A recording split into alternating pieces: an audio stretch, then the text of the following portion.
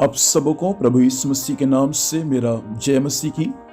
प्रिय खुदावंद परमेश्वर को मैं धन्यवाद देता हूँ उसकी दया के लिए जो आज की सुबह परमेश्वर ने हमारे जीवन में स्वर्ग से प्रदान किया। परमेश्वर को धन्यवाद हो।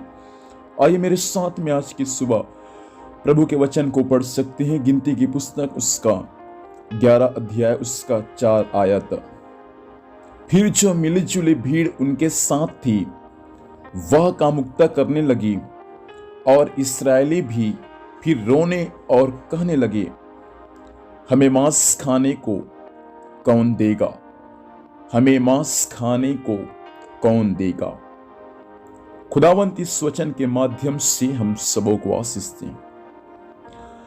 परमेश्वर का नीच प्रजा जो अब्राहम के गलती के कारण 430 साल तक मिस्र देश के बंधुआई में थे, उनको निकालने के लिए परमेश्वर ने मूसा नामक एक व्यक्ति को चुना और मूसा लाखों इस्राएलियों को लेकर मिस्र से कनान देश की ओर जा रहा है।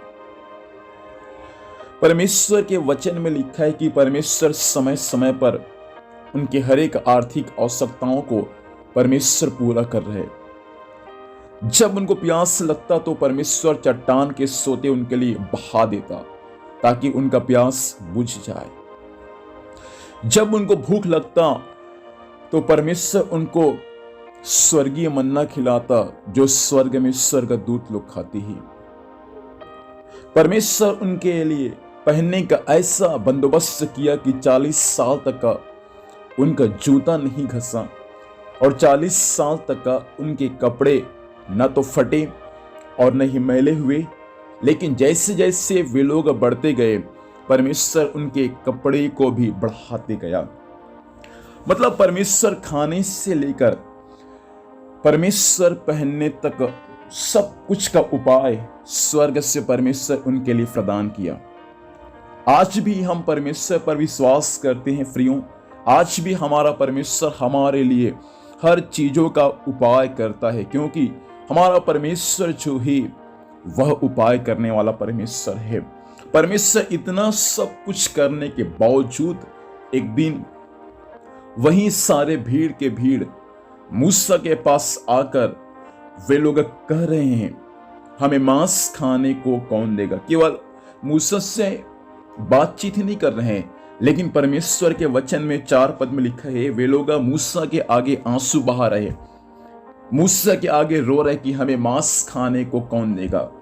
मांस खाने के लिए इतना लालच प्रियों। देखिए उनको वही बातें जो मिस्र देश में थे यहां पर आ रहे हैं कि उनको वहां मछलियां खाने को मिलता था, मांस खाने को मिलता था, खीरा, खरबूज, प्याज, लहसुन, अन्य प्रकार का वस्तु उनको वहां खाने को मिलता था। लेकिन जब जंगलों में ये सब कुछ नहीं मिल रहा तब वे लोग मिस्र के उन बातों को याद कर रहे हैं। कई बार ऐसा होता है मसीह में आने के बाद लोग संसार के उन बातों को याद करते हैं। हम मसीह को जानने से पहले संसार में कितना बढ़िया थे, संसार में सब कुछ मिलता था, लेकिन मसीह में आने के बाद सब कुछ नहीं मिलता। हाँ, मसीह में आने के बाद सब कुछ नहीं मिलता, लेकिन मसीह में आने के बाद जो कुछ हमको मिलता है वह उत्तम से भी उत्तम रहता है। परमेश्वर के लोगों इस बातों को ध्यान दें, हमारा परमेश्वर हमको भरपूरी के साथ देने वाला परमेश्वर है, लेकिन संसार में जो है उन चीजों का आप मसीह में आने के बाद लालच न करें। इनका क्या था? खाने का लालच। और परमेश्वर वास्तविक में इनको आगे चलकर खाने के लिए परमेश्वर इनको मांस दिया। लेकिन दुख की बात है कि जैसे वे खाने पर ही थे परमेश्वर उनको ऐसा मारा कि उसको खाने भी ना पाए।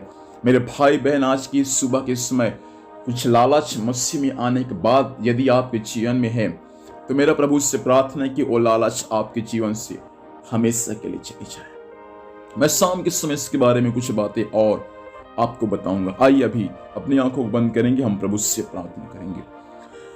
अनुग्रहकारी सर्वशक्तिमान जीवित परमेश्वर पिता जी, हम यीशु के नाम से प्रभु आज की सुबह आपके पास में आते हैं। इस वचन के अनुसार प्रभु हर एक भाई बहनों पर आपके आशीर्वाद हो प्रभु जी। पिता मसीह में आने के बाद प्रभु किसी भी बातों के लिए पिताजी और लालच न करे प्रभु, परंतु आप में निस्वार्थ भाव से रहने में सहायता करें। आज के दिन में संभाल, स्वर्गीय सुरक्षा दे, जाने आने में सहायता कर, हर कार्य यीशु के नाम से सफल होने पाए। धन्यवाद, आपने प्रार्थना सुना, यीशु के नाम से मांगते हैं, आमीन। प्रभु हम सबों को आशीष दें। आप सबों को जय मसीह की।